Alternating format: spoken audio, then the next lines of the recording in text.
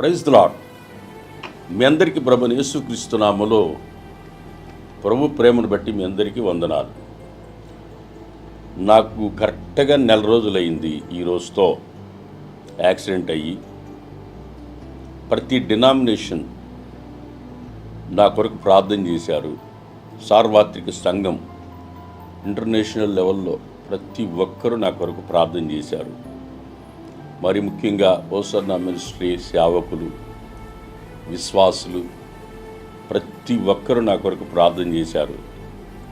ఆ ప్రార్థన ఫలితం ఈరోజు నన్ను సజీవ లెక్కలో ఉంచి దేవుడు నన్ను మీ మధ్యలో సాక్షిగా నిలిపాడు.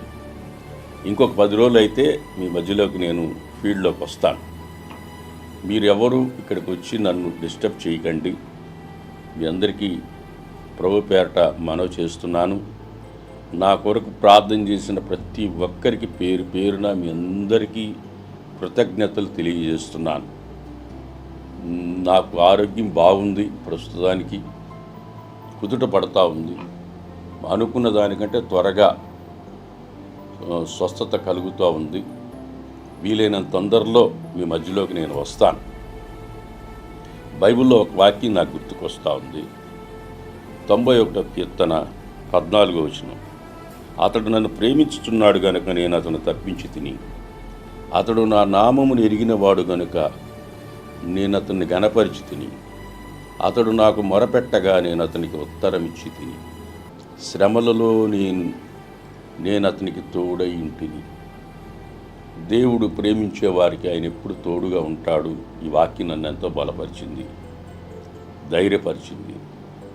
ప్రభు కొరకు తన ప్రాణాన్ని పోగొట్టుకునేవాడు నిత్యత్వంలో యుగయుగాలుండే రాజ్యాన్ని స్వతంత్రించుకుంటాడు. అలాగే ప్రభు కొరకు క్రైస్తవుడు మరణానికి భయపడడు. నాకు నివాసం లేనే లేదు,